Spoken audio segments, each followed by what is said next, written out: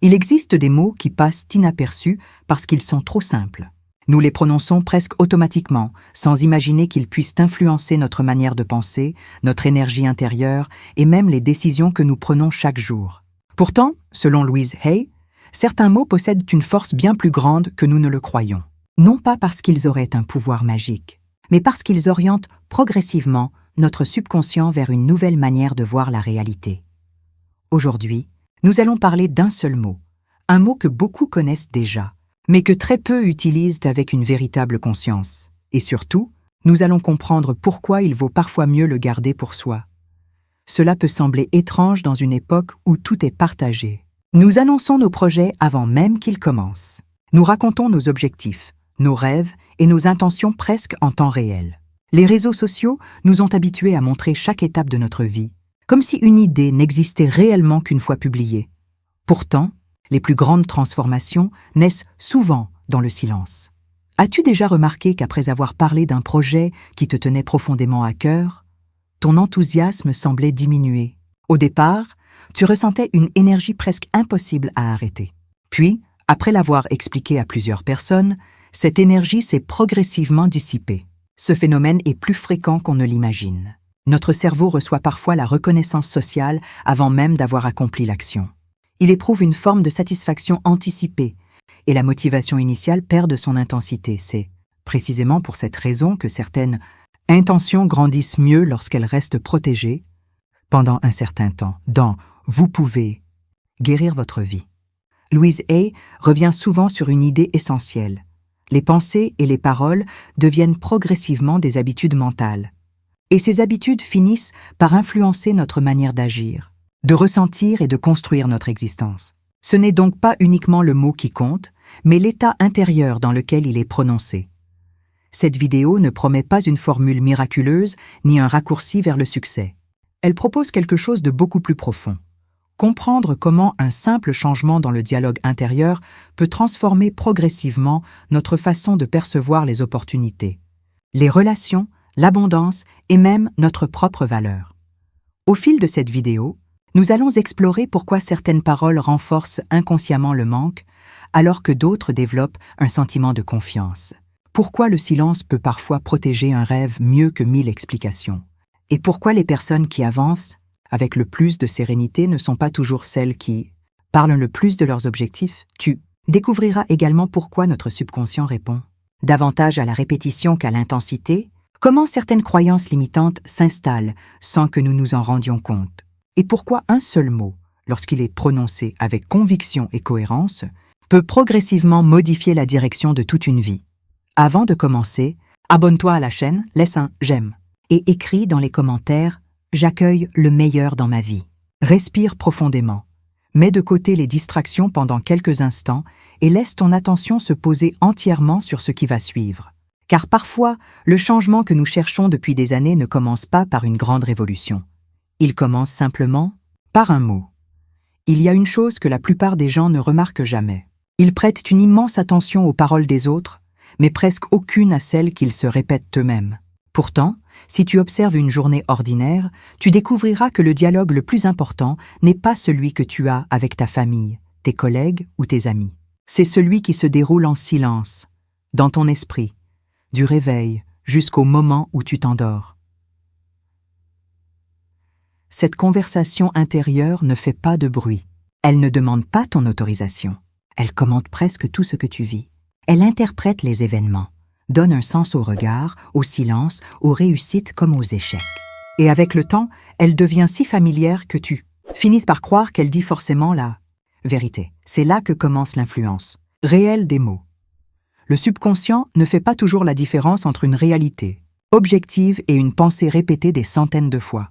Lorsqu'une personne se dit continuellement qu'elle manque de chance, qu'elle n'est pas à la hauteur ou que les bonnes choses arrivent toujours aux autres, ces phrases cessent progressivement d'être de simples opinions. Elles deviennent un filtre. Elles modifient la manière d'interpréter le monde, d'entrer dans une relation, de saisir une opportunité ou, au contraire, de s'en éloigner avant même d'avoir essayé. Dans « Vous pouvez guérir votre vie », et Louise Hay explique que chaque pensée répétée agit comme une graine plantée dans le subconscient. Une pensée isolée change rarement une vie, Mais une pensée entretenue pendant des mois ou des années finit par façonner notre manière d'exister. Ce n'est donc pas la force d'un mot qui compte, mais la régularité avec laquelle il accompagne notre existence. Regarde ce qui se passe lorsqu'une personne apprend une mauvaise nouvelle. Deux individus peuvent vivre exactement le même événement, mais ne pas construire la même réalité. L'un pense immédiatement « c'est encore la preuve que rien ne fonctionne pour moi ». L'autre se dit « je ne comprends pas encore ce qui se passe, mais cela ne définit pas toute ma vie ». Les faits sont identiques, pourtant, quelques mois plus tard, leurs trajectoires peuvent être complètement différentes. Non parce que le destin les a traités différemment, mais parce que leur dialogue intérieur a orienté leurs décisions dans deux directions opposées.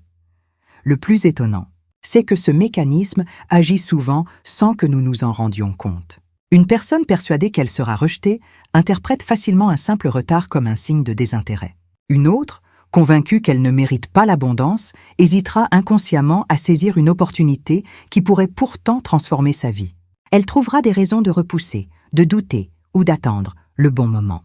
Puis, elle conclura que la vie ne lui donne jamais sa chance. En réalité, beaucoup de limites que nous attribuons au monde extérieur prennent naissance dans une conversation intérieure qui dure depuis des années. Le psychologue Carl Jung écrivait que ce qui reste inconscient finit par orienter notre existence, au point que nous appelons ensuite cela le destin.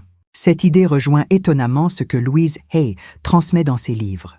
Tant que nous ne devenons pas conscients des mots qui nourrissent notre esprit, nous continuons à vivre selon des programmes que nous n'avons jamais réellement choisis. C'est aussi pour cette raison que certaines personnes changent très peu, même lorsqu'elles lisent des dizaines de livres ou regardent des centaines de vidéos inspirantes. Pendant quelques minutes, elles ressentent un élan. Elles ont l'impression que tout est possible. Mais une fois seules, leur ancien dialogue intérieur reprend immédiatement sa place. Sans même y penser, elles recommencent à employer les mêmes expressions, à raconter la même histoire sur elles-mêmes, à confirmer les mêmes limites. Le nouveau message ne disparaît pas parce qu'il était faux. Il disparaît parce que l'ancien était répété depuis beaucoup plus longtemps. Le cerveau humain aime ce qui lui est familier, pas nécessairement ce qui lui est bénéfique.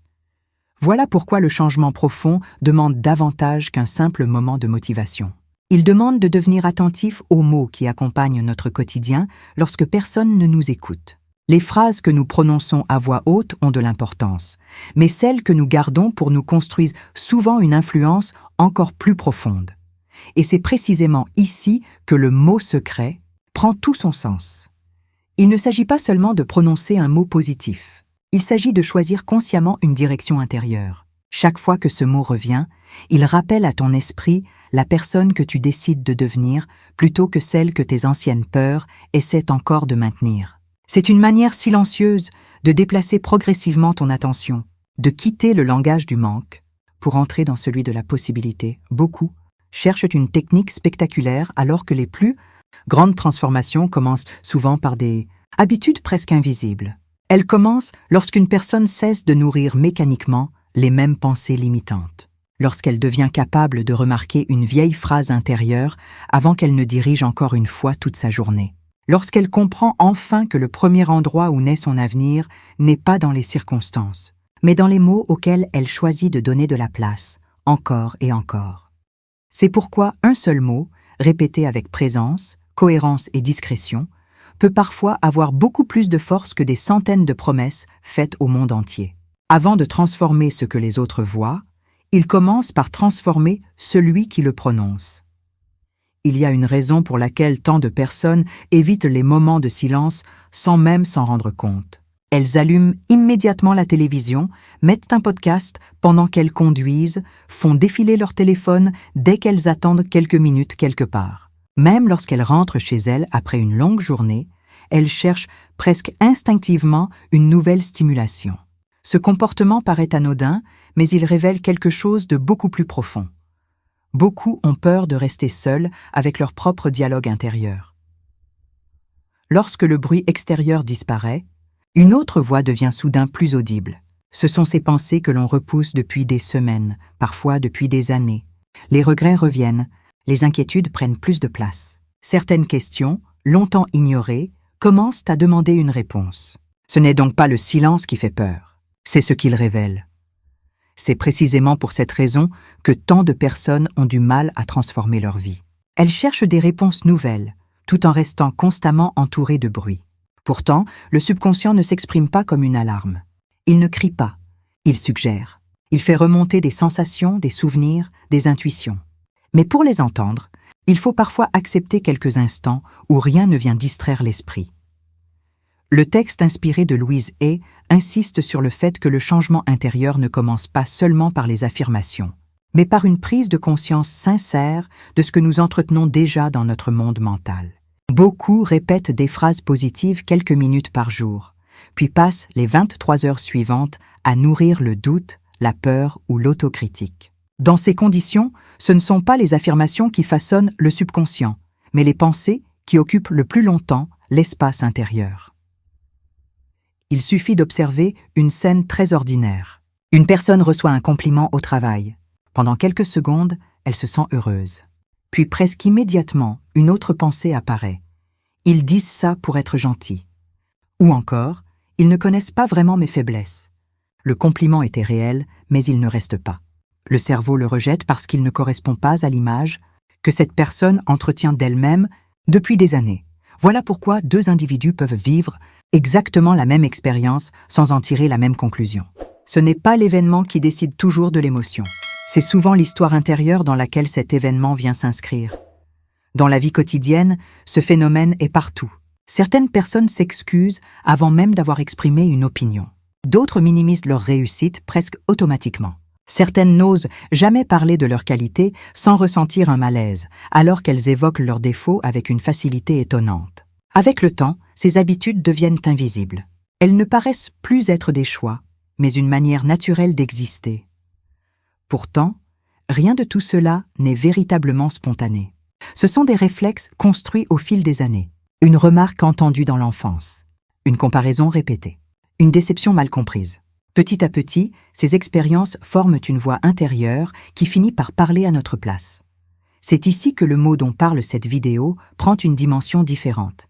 Il n'est pas destiné à convaincre le monde, il est destiné à interrompre cette ancienne conversation intérieure. Chaque fois qu'il est prononcé avec une intention sincère, il crée une légère interruption dans un mécanisme qui fonctionnait parfois depuis des décennies. Ce n'est pas spectaculaire, ce n'est pas instantané. Mais les plus grandes transformations psychologiques commencent rarement par un bouleversement. Elles commencent souvent par une interruption. Les neurosciences montrent que le cerveau renforce les circuits qu'il utilise le plus souvent. Plus une pensée est répétée, plus elle devient facile à retrouver. C'est exactement comme un sentier dans une forêt. Plus on l'emprunte, plus il devient visible. Les anciennes croyances suivent cette logique. Elles reviennent rapidement parce qu'elles ont été parcourues des milliers de fois. Construire un nouveau chemin demande donc de la patience, mais surtout de la constance. C'est probablement ce que beaucoup sous-estiment. Ils cherchent une émotion exceptionnelle, alors que le véritable changement ressemble davantage à une pratique silencieuse. Jour après jour, ils choisissent un mot différent, une manière différente de se parler, une manière différente d'interpréter ce qu'ils vivent. Peu à peu, leur regard sur eux-mêmes évolue. Ensuite, leurs décisions changent. Puis leurs habitudes. Enfin, leur réalité commence à refléter cette évolution intérieure. Il est intéressant de constater que les personnes qui semblent les plus sereines ne sont pas toujours celles qui ont connu le moins d'épreuves. Très souvent, ce sont celles qui ont appris à ne plus laisser chaque difficulté devenir une définition d'elles-mêmes.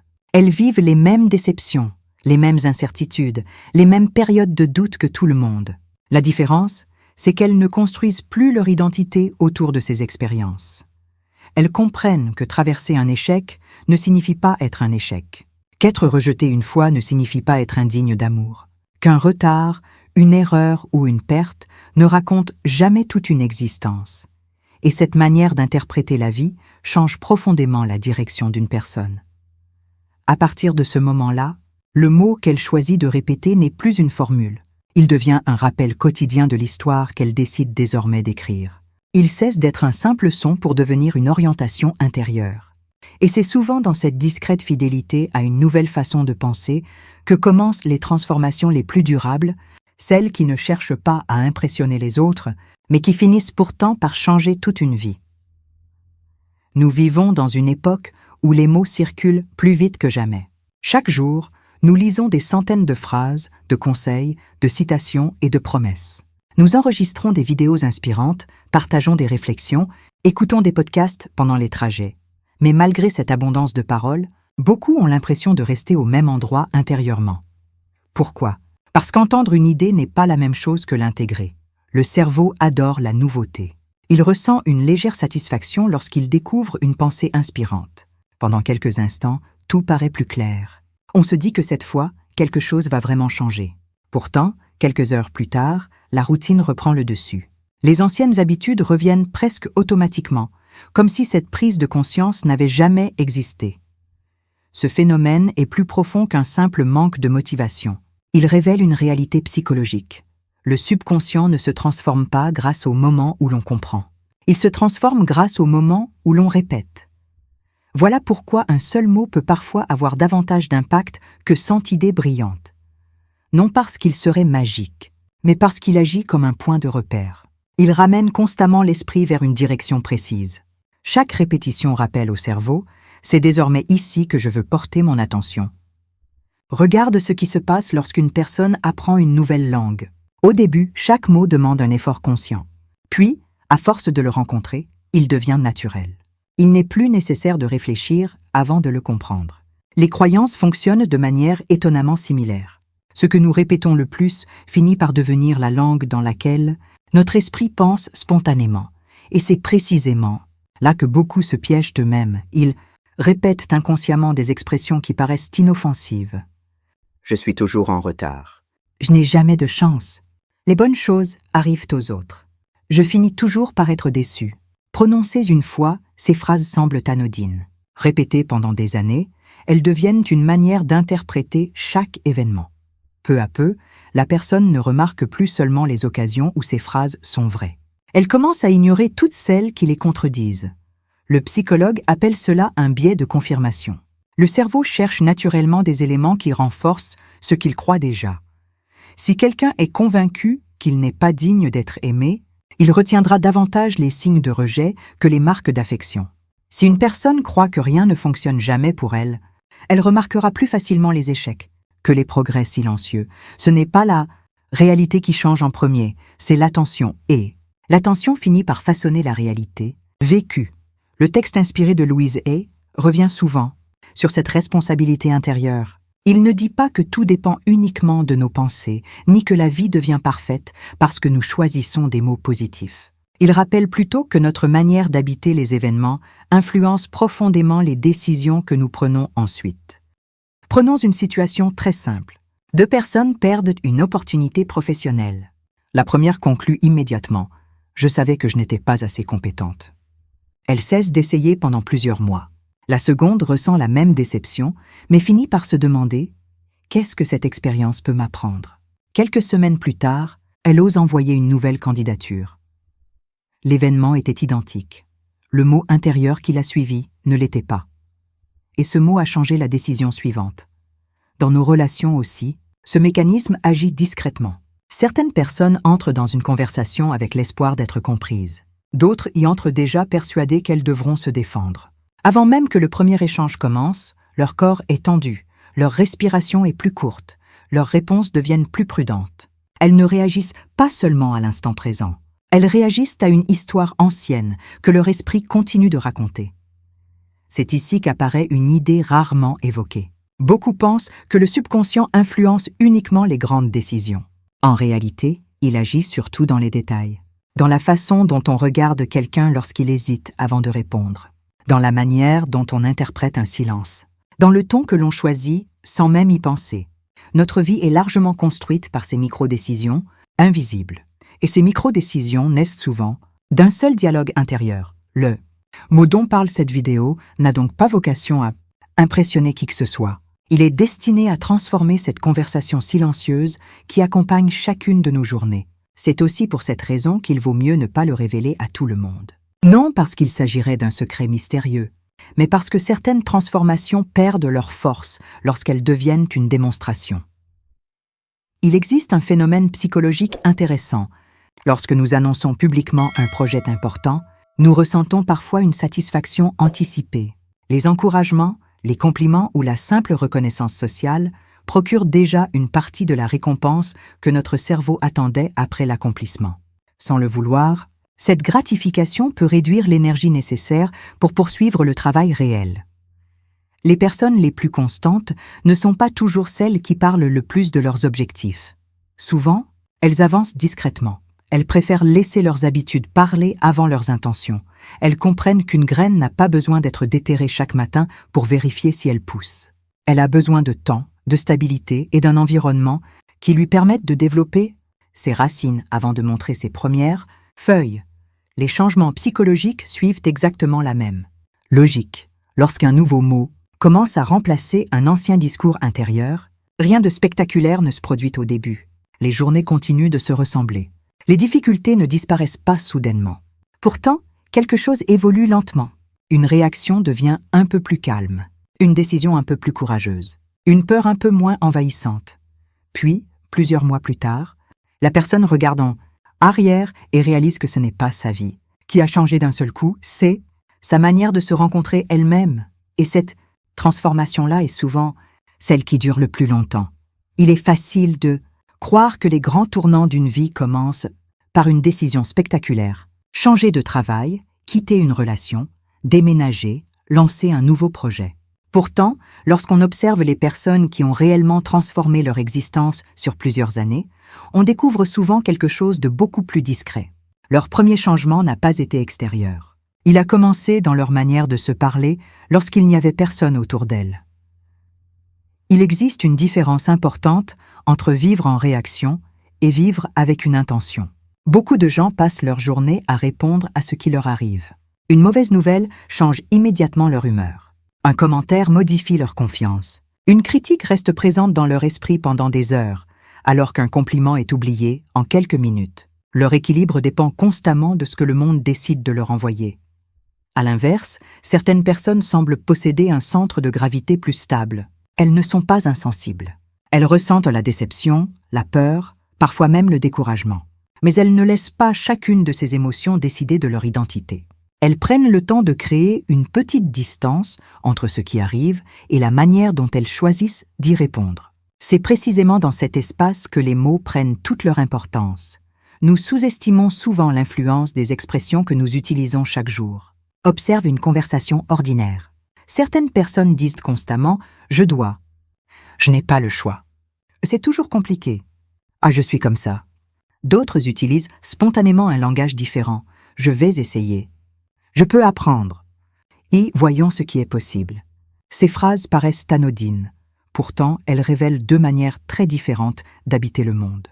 Le langage ne décrit pas seulement notre état d'esprit. Il le renforce. Les psychologues savent depuis longtemps que notre cerveau construit des associations extrêmement rapidement. Plus une émotion est répétée avec les mêmes mots, plus ces deux éléments deviennent liés. Avec le temps, certaines expressions déclenchent presque automatiquement une manière de ressentir. C'est pourquoi il arrive qu'une personne se sente découragée avant même d'avoir commencé une tâche. Son esprit a déjà associé cette situation à l'échec à travers des centaines de dialogues intérieurs répétés pendant des années. Le texte inspiré de Louise Hay ne propose pas simplement de remplacer un mot négatif par un mot positif. Il invite à interrompre un mécanisme beaucoup plus profond, celui qui pousse l'être humain à raconter toujours la même histoire sur lui-même. Cette histoire est souvent invisible. Quelqu'un peut répéter qu'il veut trouver l'amour, mais continuer à croire inconsciemment qu'il finit toujours par être abandonné. Une autre personne souhaite réussir professionnellement, tout en étant persuadée qu'elle n'est pas légitime. Dans ces situations, le désir conscient avance dans une direction, tandis que le dialogue intérieur continue de tirer dans l'autre. C'est un peu comme conduire une voiture en gardant le frein à main légèrement serré. Le véhicule avance malgré tout, mais avec beaucoup plus d'efforts que nécessaire. Beaucoup vivent ainsi sans comprendre pourquoi chaque progrès leur semble si épuisant. Il y a aussi un autre phénomène dont on parle rarement. Les êtres humains s'attachent parfois davantage à leur ancienne identité qu'ils ne le pensent, même lorsqu'elle les fait souffrir. Une personne qui s'est définie pendant 20 ans comme celle qui manque toujours de confiance peut ressentir une forme d'inconfort lorsque cette image commence à disparaître. Non parce qu'elle aime souffrir, mais parce que le cerveau préfère souvent une identité familière à une identité encore inconnue. Voilà pourquoi le changement provoque parfois des résistances inattendues.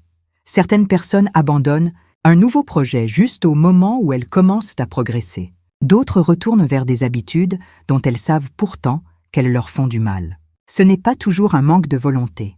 C'est parfois le signe que leur ancienne manière de se percevoir cherche encore à reprendre sa place.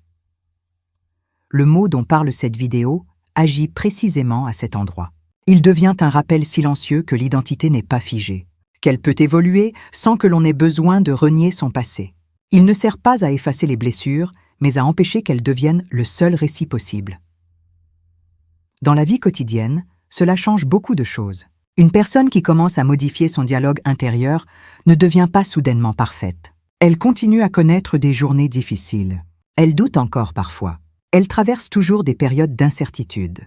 La différence, c'est qu'elle ne transforme plus chaque difficulté en preuve que rien ne changera jamais. Petit à petit, son regard devient plus nuancé. Elle cesse d'interpréter un retard comme un échec définitif, une erreur comme une incapacité ou une critique, comme un jugement sur toute sa valeur. Cette évolution paraît presque invisible au début.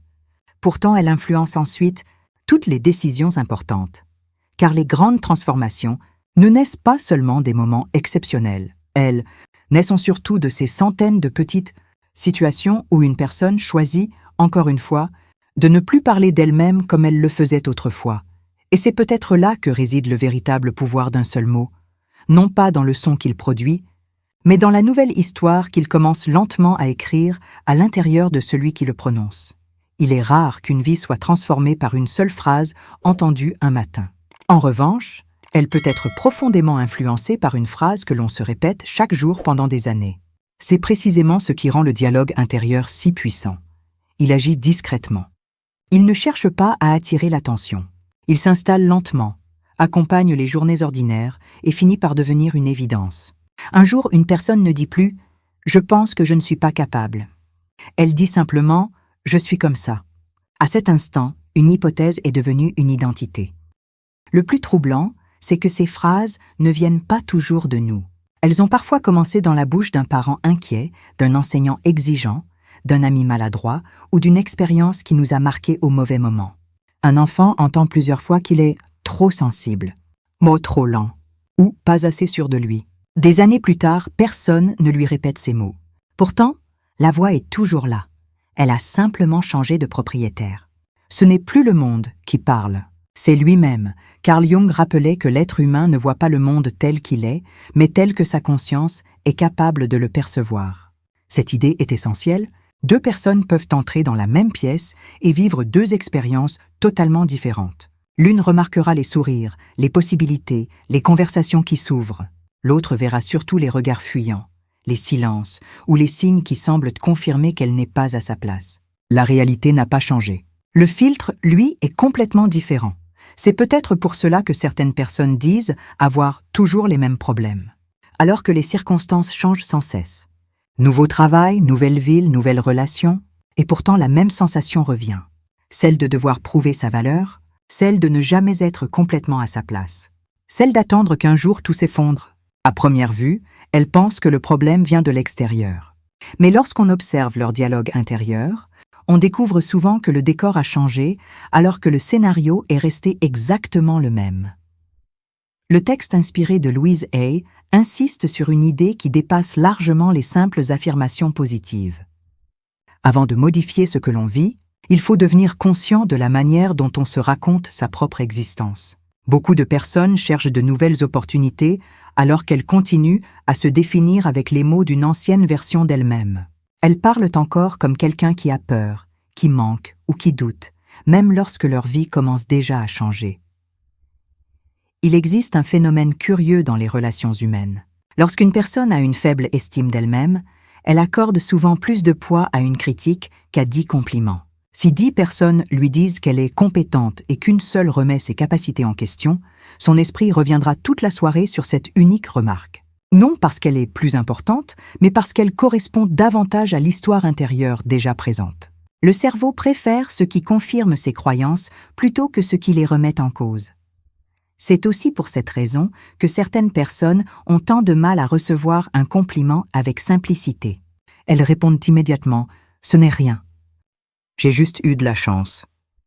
Tout le monde aurait pu le faire. Elles ne cherchent pas à être modestes. Elles protègent inconsciemment l'image qu'elles ont d'elles-mêmes. Accepter pleinement le compliment obligerait leur identité à évoluer.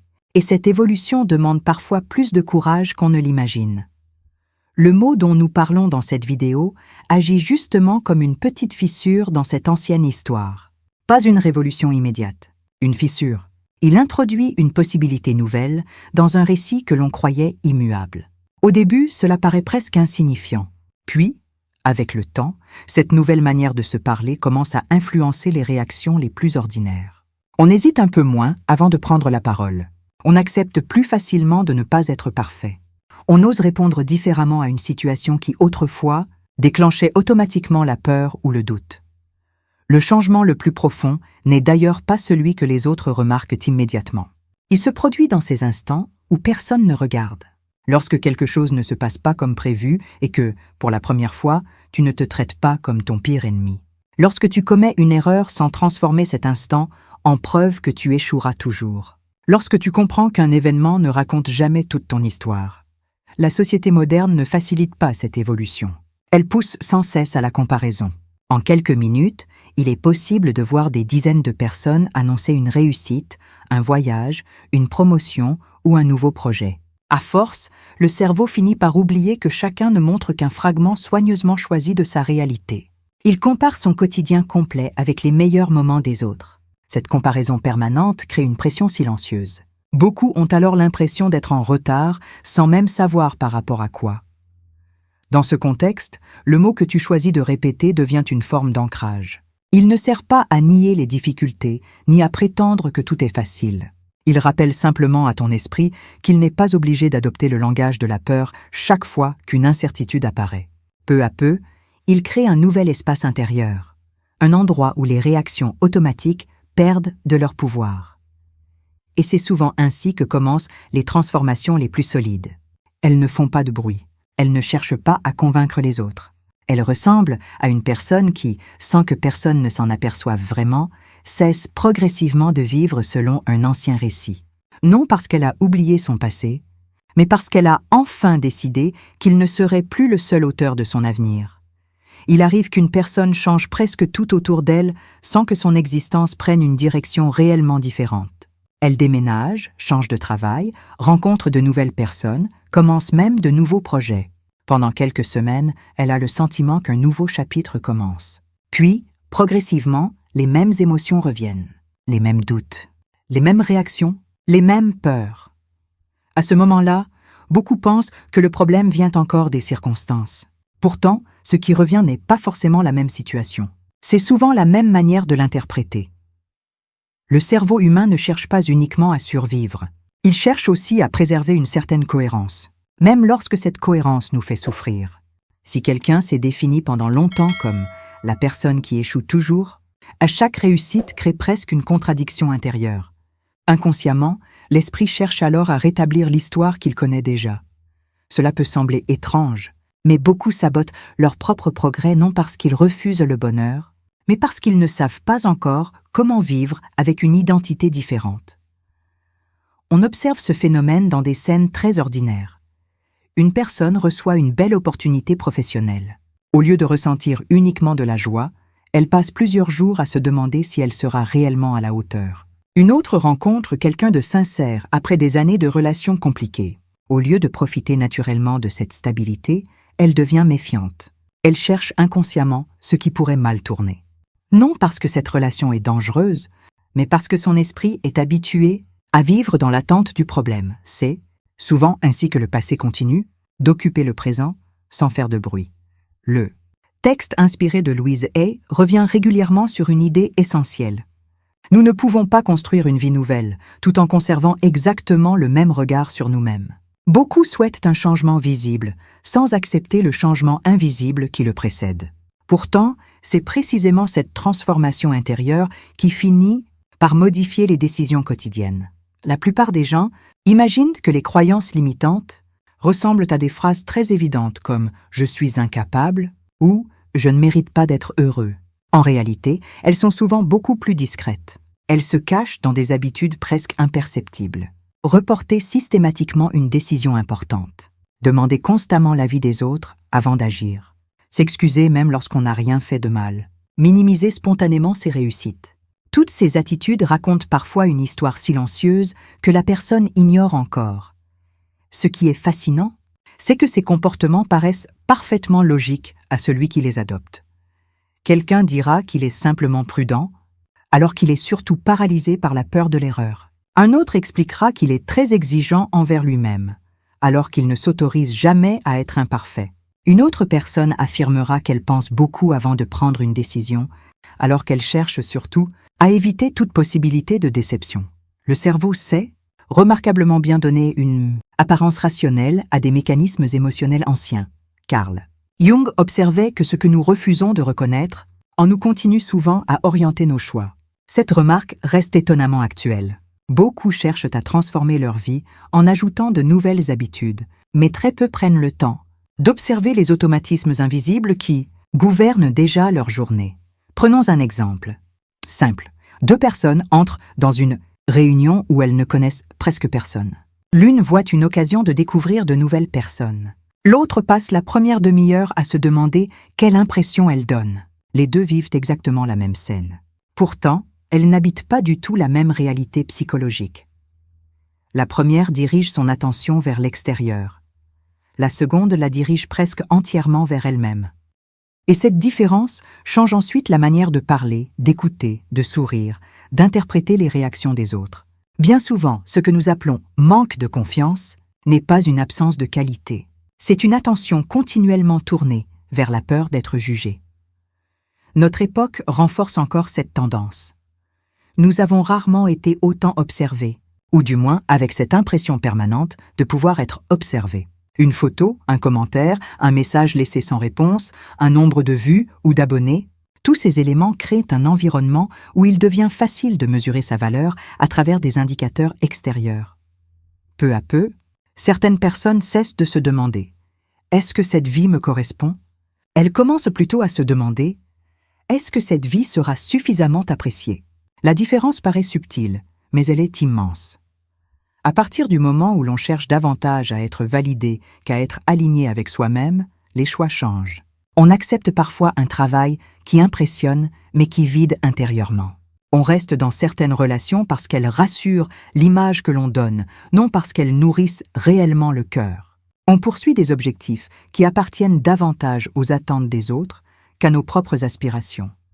Puis, un jour une fatigue étrange s'installe, une fatigue qui ne disparaît pas avec quelques jours de repos, parce qu'elle ne vient pas seulement du corps, elle vient du fait d'avoir vécu trop longtemps loin de soi-même. C'est ici que le mot évoqué dans cette vidéo prend une dimension beaucoup plus profonde.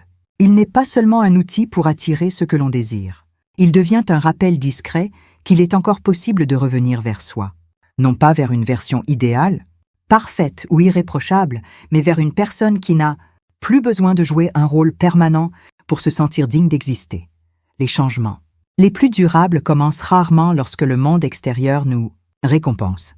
Ils commencent souvent au moment où, dans le silence d'une journée tout à fait ordinaire, nous cessons enfin de nous raconter une histoire qui ne nous appartient plus. Et cette décision presque invisible pour les autres ouvre parfois la porte à des transformations qu'aucune démonstration extérieure ne pourrait provoquer. Il y a une question que l'on se pose rarement. Pourquoi 2 personnes peuvent-elles entendre exactement le même conseil et en tirer des résultats complètement différents? L'une a l'impression que quelque chose s'est ouvert en elle. L'autre trouve le message intéressant, puis reprend sa vie comme avant. Ce n'est généralement pas une question d'intelligence ou de volonté. La différence se situe ailleurs. Elle dépend souvent de la place que chacun est prêt à laisser à une nouvelle façon de se percevoir. Le subconscient ne résiste pas seulement au changement parce qu'il a peur de l'inconnu. Il résiste aussi parce qu'il cherche à préserver une continuité. Il préfère parfois une histoire douloureuse, mais familière, à une possibilité heureuse qui remettrait en question tout ce qu'il croyait savoir. C'est pourquoi certaines personnes disent vouloir une vie différente tout en reproduisant, presque malgré elles, les mêmes réactions. Elles ne choisissent pas consciemment de revenir en arrière.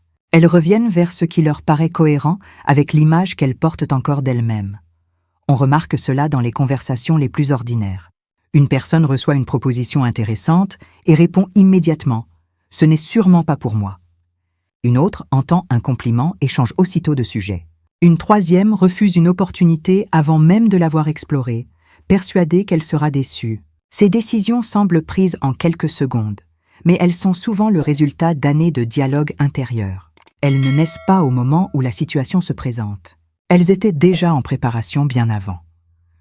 Le texte inspiré de Louise Hay invite justement à observer ces automatismes avec bienveillance plutôt qu'avec culpabilité. Beaucoup de gens deviennent très sévères envers eux-mêmes lorsqu'ils découvrent leurs croyances limitantes. Ils pensent qu'ils auraient dû comprendre plus tôt, changer plus vite ou réagir autrement. Pourtant, cette dureté devient souvent un nouveau piège. On essaie de guérir en utilisant exactement la même voix intérieure qui nous a blessés. Le changement psychologique ne ressemble pas à un combat permanent contre soi-même. Il ressemble davantage à une conversation qui devient progressivement plus honnête. Prenons un exemple très simple. Imagine une personne qui rentre chez elle après une journée difficile. Elle a fait une erreur au travail, une discussion s'est mal passée et elle se sent déçue. À partir de ce moment, deux chemins sont possibles. Le premier consiste à transformer cette journée en jugement global. Je fais toujours tout de travers. Le second consiste à reconnaître la difficulté sans en faire une identité. Cette journée était compliquée, mais elle ne résume pas qui je suis. Extérieurement, rien ne change. Intérieurement, tout commence à changer. Cette différence paraît minime, pourtant elle influence profondément le cerveau. Dans le premier cas, chaque difficulté renforce une vieille histoire. Dans le second, l'événement reste un événement. Il ne devient pas une définition. Notre époque rend cet exercice encore plus difficile parce qu'elle encourage une comparaison permanente. Nous voyons les réussites des autres presque en continu, mais rarement leurs hésitations, leurs remises en question ou leurs longues périodes de doute. À force, beaucoup finissent par croire qu'ils sont les seuls à avancer lentement. Ils se comparent à des résultats sans jamais voir les années silencieuses qui les ont précédés. Cette comparaison crée une pression discrète mais constante. On ne cherche plus seulement à construire une vie qui nous ressemble. On cherche une vie qui paraisse convaincante aux yeux des autres, et c'est souvent là que l'on commence à s'éloigner de soi. Carl Jung écrivait que le privilège d'une vie est de devenir pleinement soi-même. Cette phrase est parfois interprétée comme un idéal abstrait. En réalité, elle décrit un processus très concret. Devenir soi-même signifie souvent retirer une à une les phrases qui ne nous appartiennent plus. Les peurs héritées, les étiquettes acceptées sans les questionner. Les rôles que nous avons joués si longtemps qu'ils ont fini par sembler naturels. C'est un travail discret. Personne n'applaudit lorsqu'une personne cesse enfin de se dévaloriser intérieurement. Il n'y a pas de reconnaissance publique lorsque quelqu'un apprend à ne plus faire dépendre toute sa valeur d'une seule critique. Pourtant, ces changements silencieux modifient ensuite toutes les relations. Parce qu'une personne qui ne cherche plus constamment à prouver qu'elle mérite sa place écoute différemment, aime différemment et prend ses décisions avec davantage de liberté. Le mot dont parle cette vidéo agit comme un point de retour. Chaque fois que l'ancien dialogue intérieur tente de reprendre le contrôle, il rappelle une direction différente, non pas en effaçant les difficultés, mais en empêchant qu'elles deviennent le centre de toute l'histoire. Et c'est peut-être ce qui manque le plus aujourd'hui, non pas davantage d'informations. Nous n'avons jamais eu autant accès aux livres, aux conférences, aux vidéos et aux conseils. Pourtant, beaucoup continuent à vivre avec une profonde sensation d'insuffisance. Peut-être parce que le véritable changement ne dépend pas seulement de ce que l'on apprend, mais de ce que l'on accepte enfin de croire à propos de soi. Au fond, les mots les plus puissants ne sont pas toujours ceux que l'on prononce devant les autres. Ce sont souvent ceux que l'on choisit de répéter dans le silence, jusqu'au jour où ils deviennent plus forts que les anciennes peurs. Et lorsque ce moment arrive, la vie ne change pas parce que le monde est devenu différent. Elle change parce que celui qui regarde le monde ne raconte plus la même histoire. Beaucoup de personnes pensent que le subconscient fonctionne uniquement à travers les pensées ou les affirmations. Pourtant, il apprend surtout en observant ce que nous faisons de manière répétée. Une personne peut se répéter chaque matin qu'elle mérite le bonheur, puis accepter chaque jour des situations qui la diminuent. Elle peut dire qu'elle croit en l'abondance, tout en vivant constamment dans la peur de manquer. Elle peut affirmer qu'elle s'aime, mais continuer à se parler avec une dureté qu'elle n'oserait jamais utiliser envers quelqu'un qu'elle apprécie. Le cerveau remarque cette contradiction et, bien souvent, il fait davantage confiance aux comportements qu'aux paroles. C'est une réalité que l'on retrouve dans presque toutes les relations humaines. Les enfants, par exemple, retiennent rarement les grands discours de leurs parents. En revanche, ils observent avec une précision étonnante leur manière de réagir au stress, leur façon de parler des autres, leur capacité à demander pardon ou à reconnaître leurs erreurs. Les gestes répétés construisent des croyances beaucoup plus solidement que les explications. Il en va de même avec nous-mêmes. Chaque fois que nous repoussons un projet important parce que nous doutons de notre valeur, nous envoyons un message silencieux à notre subconscient. Chaque fois que nous restons dans une relation où nous ne nous sentons plus respectés, une autre information s'imprime. Peut-être que je ne mérite pas mieux. À l'inverse, lorsqu'une personne commence à poser des limites avec calme, à respecter son propre temps ou à tenir une promesse qu'elle s'était faite, elle ne change pas seulement une habitude. Elle modifie progressivement l'image qu'elle a d'elle-même. C'est souvent ici que naît la véritable confiance. Pas lorsque tout devient facile, mais lorsque l'on commence à se considérer comme quelqu'un sur qui l'on peut compter. Cette idée est rarement évoquée. Beaucoup associent la confiance en soi à l'assurance, au charisme ou à l'absence de peur. Pourtant, la confiance ressemble souvent à quelque chose de beaucoup plus simple. Savoir que, même lorsque la motivation disparaît, on continuera à agir en accord avec ce qui compte vraiment. Le texte inspiré de Louise Hay rappelle que l'amour envers soi-même n'est pas un sentiment passager. C'est une manière de se traiter au quotidien. Et cette nuance change tout. Car beaucoup attendent de ressentir davantage de confiance avant de changer leurs habitudes, alors que, bien souvent, c'est l'inverse qui se produit. Les habitudes précèdent les émotions. Dans la vie de tous les jours, cette réalité apparaît dans des détails presque invisibles. Quelqu'un promet depuis des mois qu'il prendra davantage soin de lui, mais continue à sacrifier son sommeil pour répondre à des messages qui pourraient attendre.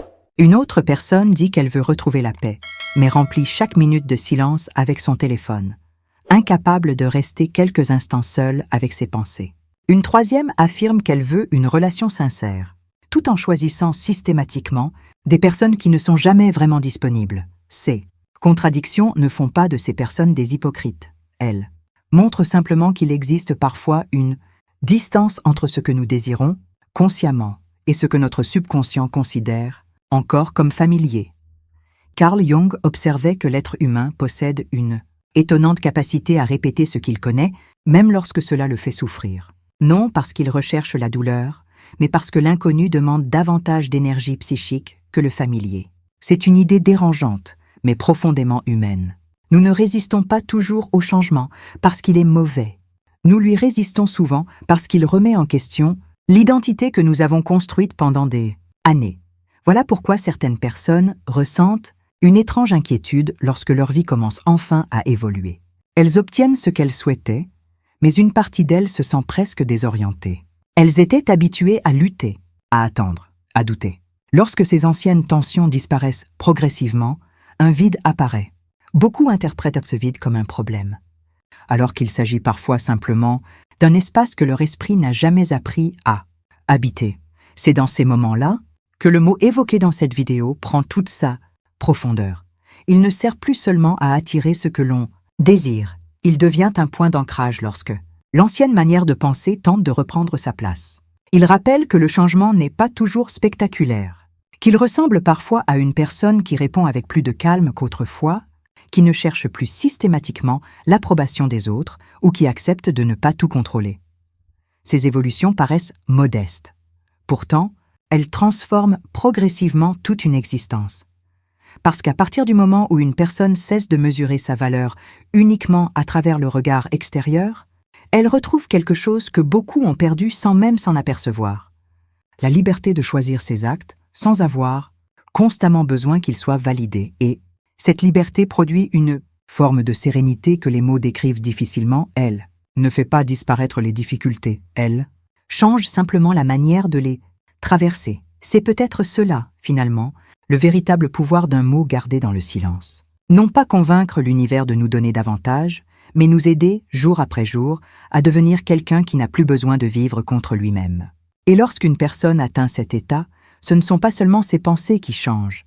Sa présence change, ses relations changent, ses choix changent et, presque sans bruit, sa vie commence à suivre la même direction. Il existe un moment que presque personne ne remarque. Ce n'est pas le jour où la vie change. Ce n'est même pas le jour où une opportunité apparaît. C'est le moment où quelqu'un cesse progressivement d'attendre une permission extérieure pour commencer à vivre autrement. Tant que cette permission est recherchée chez les autres, dans les circonstances ou dans un futur idéal, quelque chose reste bloqué. La personne continue d'avancer, mais avec une retenue presque invisible. On retrouve cela dans les situations les plus ordinaires. Quelqu'un attend le bon moment. Pour lancer un projet, quelqu'un reporte une conversation importante depuis des mois parce qu'il veut être certain de trouver les mots parfaits. Une autre personne remet toujours à demain une décision qui pourrait pourtant lui apporter davantage de paix. À première vue, cela ressemble à de la prudence. En réalité, il s'agit souvent d'une négociation permanente avec la peur. Le cerveau possède une étonnante capacité à fabriquer des explications raisonnables pour éviter l'inconfort. Il dira « Ce n'est pas encore le bon moment. Je dois encore me préparer. J'ai besoin d'être sûr avant d'agir. » Ces phrases semblent pleines de bon sens. Pourtant, lorsqu'elles se répètent pendant des années, elles deviennent parfois une manière élégante de ne jamais commencer. Il y a une différence entre préparer un chemin et vivre toute sa vie sur le seuil de la porte. Dans « Vous pouvez guérir votre vie », Louise Hay revient souvent sur une idée essentielle. Nous participons activement à la qualité de notre expérience intérieure par les choix que nous faisons chaque jour, même les plus discrets. Cette responsabilité peut sembler exigeante, mais elle est aussi profondément libératrice. Si certaines habitudes ont été apprises, elles peuvent également être remplacées. Ce qui est intéressant, c'est que le changement ne commence presque jamais dans les grands moments de courage. Il commence dans les gestes auxquels personne ne prête attention. La manière dont tu te parles après une erreur, la façon dont tu accueilles un refus, le ton que tu utilises lorsque tu évoques ton avenir. Ces instants paraissent insignifiants, pourtant ils révèlent la relation que tu entretiens réellement avec toi-même. Observe une scène très simple. Une personne rentre chez elle après une journée compliquée. Elle laisse ses clés sur la table, s'assoit quelques minutes et repense à une remarque désagréable entendue le matin. Étrangement, parmi toutes les conversations de la journée, c'est celle-ci qui continue d'occuper son esprit. Les compliments reçus ont disparu. Les échanges agréables aussi. Une seule critique semble avoir pris toute la place. Pourquoi ? Parce que le cerveau humain est naturellement plus attentif à ce qui pourrait représenter une menace qu'à ce qui confirme sa sécurité. Ce mécanisme nous a longtemps protégés au cours de l'évolution. Mais dans la vie moderne, il produit souvent un effet inattendu. Nous passons beaucoup plus de temps à revivre ce qui nous a blessés qu'à intégrer ce qui nous a fait du bien. C'est précisément ici que le mot dont nous parlons prend une dimension nouvelle. N'efface pas les difficultés. Il interrompt simplement cette tendance automatique à nourrir toujours les mêmes pensées. Petit à petit, il devient une habitude mentale différente. Non pas une fuite de la réalité, mais une autre manière de lui répondre. Carl Jung écrivait que ce à quoi nous résistons persiste souvent davantage. Cette idée mérite qu'on s'y arrête. Beaucoup de personnes passent leur vie à lutter contre leurs peurs, leurs défauts ou leurs blessures. Elles veulent les faire disparaître le plus vite possible. Pourtant, plus elles les combattent avec dureté, plus elles leur donnent de place. À l'inverse, lorsqu'une personne commence à observer ses pensées sans les croire immédiatement, quelque chose change. Elle cesse de confondre chaque émotion avec une vérité absolue. Elle comprend qu'une peur n'est pas forcément une prédiction, qu'un doute n'est pas une preuve et qu'une ancienne blessure n'a pas le droit de décider seule de l'avenir. Cette manière de regarder, son monde intérieur demande du temps, elle demande aussi de la patience. Notre époque valorise les résultats immédiats. Nous voulons changer rapidement, comprendre rapidement, guérir rapidement. Pourtant, les transformations profondes suivent rarement le rythme des réseaux sociaux ou des vidéos de quelques secondes. Elles ressemblent davantage à un arbre qui développe d'abord ses racines avant de grandir vers la lumière. Pendant longtemps, il semble ne rien se passer. Puis un jour, le changement devient visible parce qu'il était déjà en train de se construire depuis longtemps. Le même principe existe dans les relations humaines.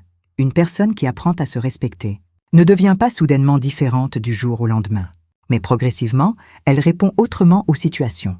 Elle ne ressent plus le besoin de convaincre tout le monde. Elle accepte plus facilement que certaines personnes ne la comprennent pas. Elle ne cherche plus systématiquement à corriger l'image que les autres ont d'elle. Cette tranquillité nouvelle surprend souvent son entourage, parce qu'elle ne vient pas d'un effort pour paraître plus fort. Elle vient du fait que le regard intérieur est devenu moins sévère, et c'est probablement là que réside le véritable secret de ce mot, son pouvoir. Ne se mesure pas au nombre de fois où tu le prononces, il se mesure au moment où il cesse d'être une simple parole pour devenir une manière d'habiter ta vie. À partir de cet instant, tu n'as plus besoin de convaincre les autres que tu changes. Tes décisions commencent à le montrer. Ton calme commence à le montrer. Ta façon d'aimer, de travailler, d'écouter et de traverser les épreuves commence à le montrer. Et sans chercher à attirer l'attention, tu découvres peu à peu qu'une existence peut être profondément transformée non par un événement extraordinaire, mais par une conversation intérieure qui, enfin, a changé de direction. Il y a un paradoxe que l'on retrouve chez beaucoup de personnes qui s'intéressent au développement personnel. Elles lisent des livres, prennent des notes, regardent des conférences, apprennent de nouvelles méthodes. Mais leur quotidien reste presque inchangé. Ce n'est pas parce que ces idées sont inutiles. C'est souvent parce que, entre ce qu'elles comprennent et ce qu'elles vivent, un écart silencieux continue d'exister. Prenons un exemple très simple. Quelqu'un affirme vouloir davantage de sérénité. Pourtant, dès le réveil, son premier geste consiste à ouvrir son téléphone. En quelques minutes, son esprit est déjà rempli d'informations, de messages, de comparaisons, d'actualités, parfois même de conflits qui ne le concernent pas directement. Avant d'avoir écouté ses propres pensées, il a déjà laissé celles des autres occuper tout l'espace. Puis, il se demande, quelques heures plus tard, pourquoi il se sent si agité. Le problème n'est pas le téléphone. Le problème est que beaucoup ont perdu l'habitude d'habiter les premières minutes de leur journée. Ce détail paraît insignifiant. Pourtant, il influence profondément la manière dont le cerveau fonctionne. Les premières pensées du matin créent souvent le climat émotionnel des heures qui suivent. Si l'esprit commence immédiatement à courir après les sollicitations extérieures, il devient beaucoup plus difficile de retrouver ensuite un sentiment de présence. Le texte inspiré de Louise Hay rappelle que le dialogue intérieur ne se construit pas uniquement dans les moments exceptionnels, mais surtout dans les habitudes les plus ordinaires. C'est une idée que l'on sous-estime facilement parce qu'elle paraît trop simple.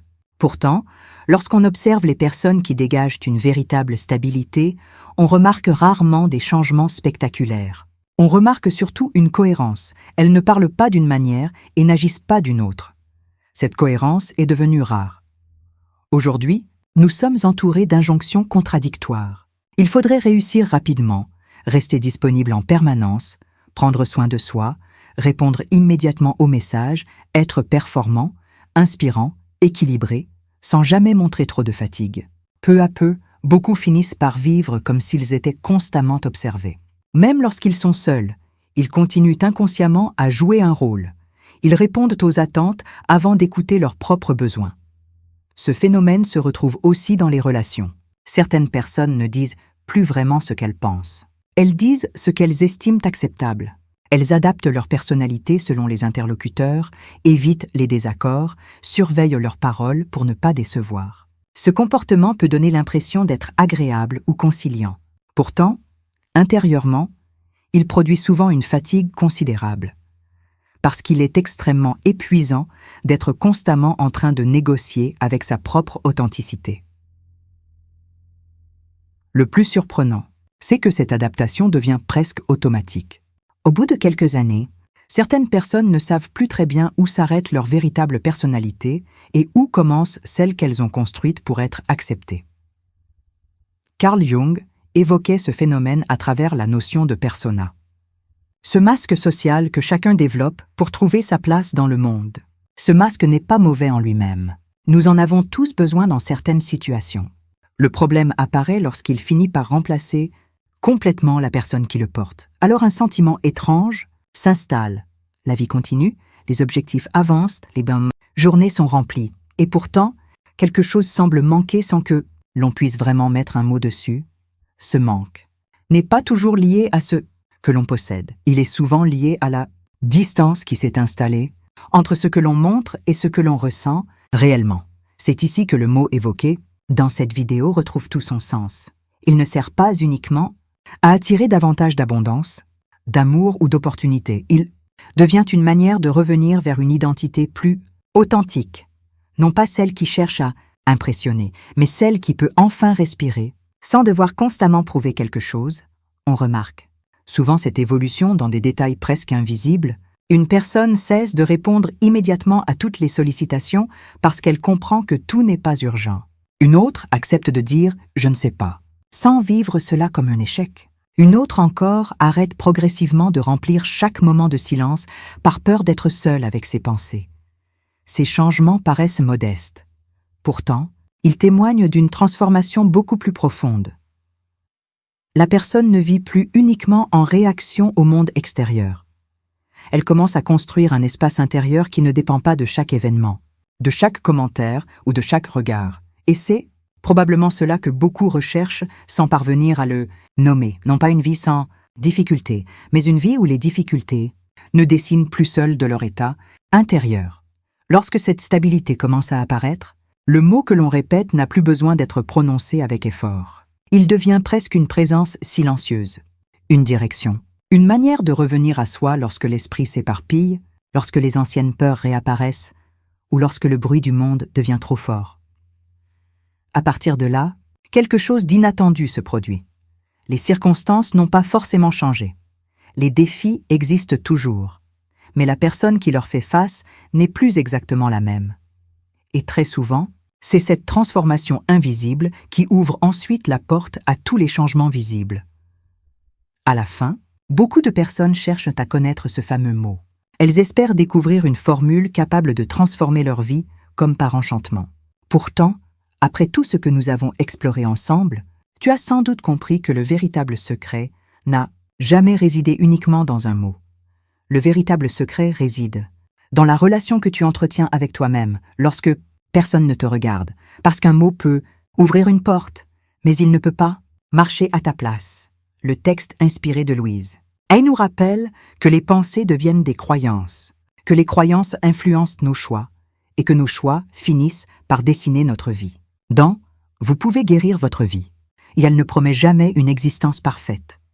Elle invite plutôt chacun à reprendre doucement la responsabilité de son monde intérieur. C'est probablement là que beaucoup se trompent. Ils attendent que le monde change pour enfin ressentir de la paix, alors qu'en réalité, la paix intérieure précède souvent la manière dont nous rencontrons le monde. Lorsque tu modifies ton dialogue intérieur, tu ne contrôles pas les événements. Tu ne décides pas de tout ce qui va arriver demain, mais tu changes quelque chose de fondamental. La personne qui accueillera ces événements. Et cette différence est immense parce que la même difficulté ne produit pas les mêmes conséquences chez quelqu'un qui vit dans la peur permanente et chez quelqu'un qui a appris à se faire confiance, le même refus, la même attente, la même incertitude. Tout cela prend un sens. Différent lorsque ton regard sur toi-même commence enfin à évoluer. Le mot dont nous avons parlé tout au long de cette vidéo n'est donc pas un talisman. Ce n'est pas une formule magique, c'est un rappel. Le rappel que chaque jour, sans bruit, tu écris une nouvelle version de toi-même à travers les pensées que tu nourris, les paroles que tu répètes et les décisions que tu prends lorsque personne ne t'applaudit. Les transformations les plus profondes ressemblent rarement à un éclair. Elles ressemblent davantage à une rivière. Au début, presque rien ne semble changer. Puis, avec le temps, l'eau finit par modifier même les pierres les plus solides. Le subconscient fonctionne souvent de cette manière. Non, par la force, mais par la répétition, par la cohérence, par la patience. Et peut-être que le véritable pouvoir du silence n'est pas de cacher un secret aux autres. Peut-être sert-il simplement à protéger une transformation avant qu'elle ne devienne suffisamment solide pour parler d'elle-même, car les personnes qui changent profondément ressentent de moins en moins le besoin de convaincre, elles expliquent moins, elles prouvent moins, elles cherchent moins à être validées. Leur manière de vivre devient progressivement leur plus beau témoignage. Alors, si tu devais retenir une seule idée de cette vidéo, que ce soit celle-ci, les mots que tu répètes finissent par devenir les limites de ton monde. ou les portes qui l'ouvrent. Choisis-les avec conscience. Protège-les avec le silence lorsque c'est nécessaire. Puis, laisse tes habitudes leur donner une réalité. Parce qu'au fond, ce n'est jamais le monde qui entend en premier le mot que tu prononces. C'est toi. Et lorsque ton esprit commence enfin à croire à une nouvelle histoire, toute ta manière de vivre peut lentement prendre une direction différente. Si cette vidéo t'a apporté une nouvelle manière de voir le pouvoir des mots, du subconscient et du silence, pense à t'abonner à la chaîne, à laisser un « j'aime » et à la partager avec une personne qui en a peut-être besoin aujourd'hui. Merci d'avoir regardé cette vidéo. Prends soin de toi et à très bientôt.